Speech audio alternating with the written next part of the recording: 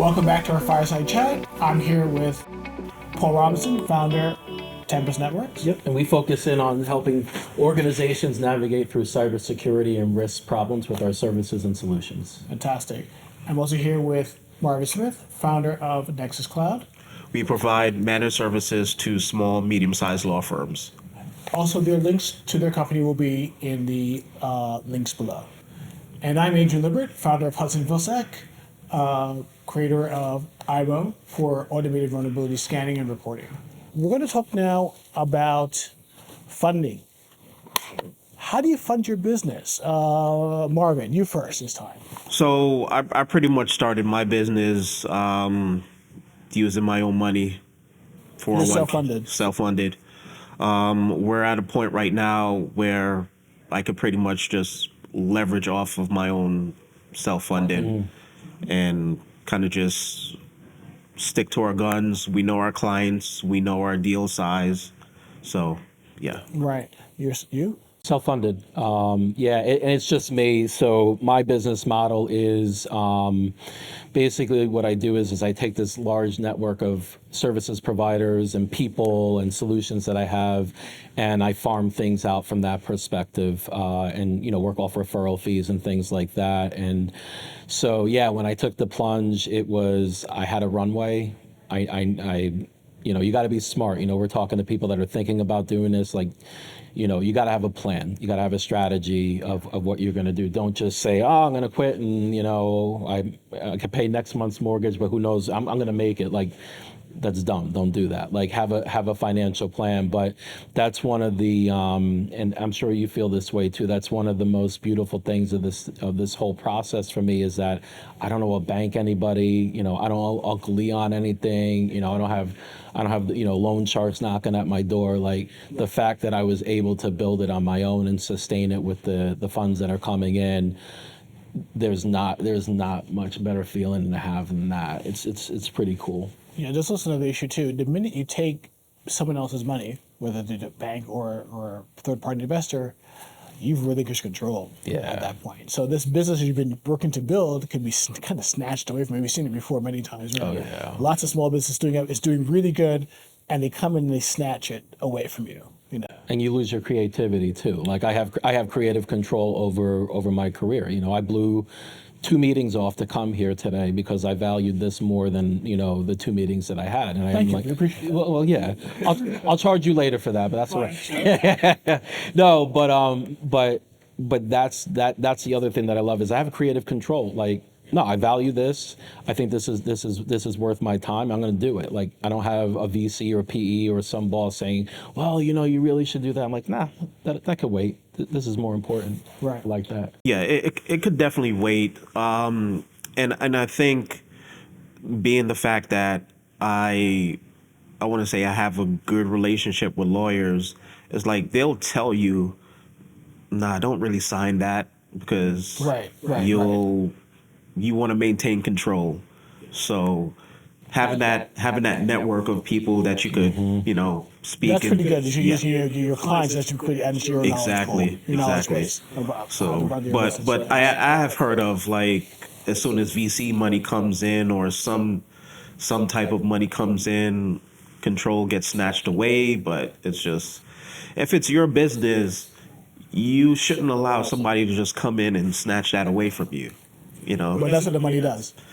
The money speaks, and that person behind that money, as you say, your creative control is gone because now it's a different set of priorities for them, and they could just be looking to build up the business, sell it to private equity and cash out, and then leave the wreckage behind for everybody else who's working for your firm. Yeah, so. I'd shut it down before doing. Honestly, I mean that, because I've heard so many stories about.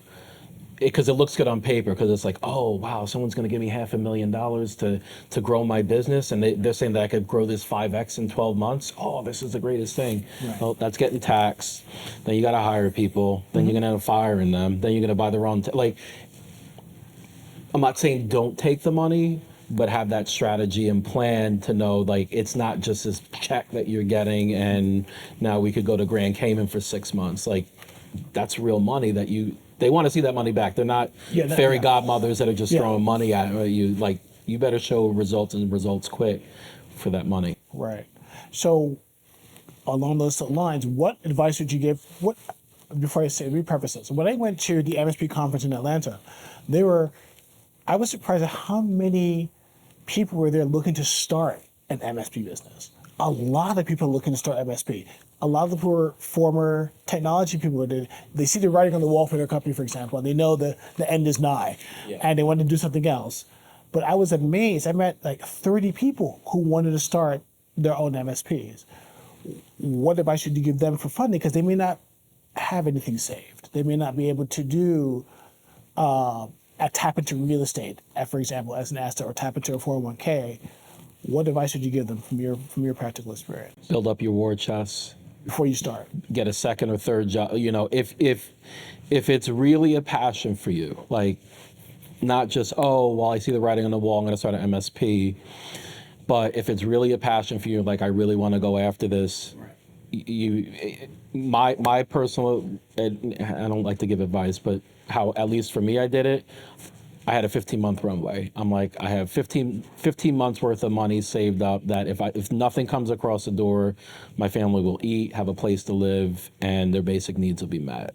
And if you're in a rush to do that, then, you know, work on your MSP during the day, drive Uber at night, or, you know, like you don't get success without being humble. You don't get success without being humble. And you know, it's like, oh, well, you know, I'm above driving an Uber or delivering pizzas. I'm like, well, you don't want it. Then you don't want it. Then you don't want it. You know, you gotta sacrifice for the opportunity. So that's the one thing that I would encourage people is like, are you willing to just be in the suck for a while to see the finish line on what your goals are?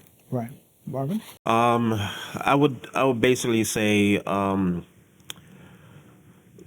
If you don't have enough saved up, there are tons of resources out there. You just have to look.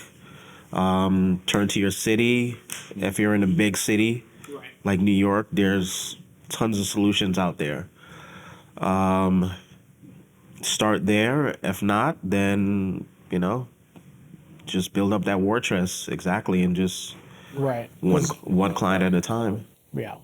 It's not particularly. Although I would say with MSPs in a way it might be a little bit easier in the sense that you don't actually have to do the capital outlay. Correct. Yeah. Right? Because you're managing your client's assets. Correct. You're not doing the actual co-location, the other stuff like that, or setting up the. So it might be a bit easier for some people to get started with that, to acquire licenses from Microsoft or whoever, and then resell those licenses. Yep. Yeah, I'd say one thing also, because a lot of people that I see that want to do MSPs or they want to do cybersecurity consulting, you know, the thing they tell me, you got to learn how to sell. Exactly. You got to learn how to sell your vision. You got to learn how to sell your solution, your service, because, you know, there've been a lot of people that I've seen, they're CIOs, and they're like, you know, they've been on the purchasing end, so they buy millions of dollars worth of things, and they have people that come in and sell them, and like, oh, I could do that easily, and then 3-4 months down the line, they're in trouble because they're like, oh, well, I don't know. Learn how to sell your vision. Learn how to sell what it is that you do, because that's going to be the only thing that'll save the business. Yeah. Right.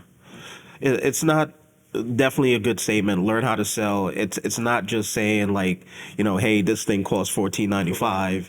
It's engaging with a potential client, letting them know what the value of this product is, and just learn how to sell. And that takes time, and that's why you got to have the war chest. Because I agree with you. This isn't like, you know, the guy in what do you call it, Times Square that has the watches, you know, he opens his coat, he's got 50. Like, that's not the way that this works. Everybody's got that. So, but engaging and building trust takes time, and that's where that war chest comes.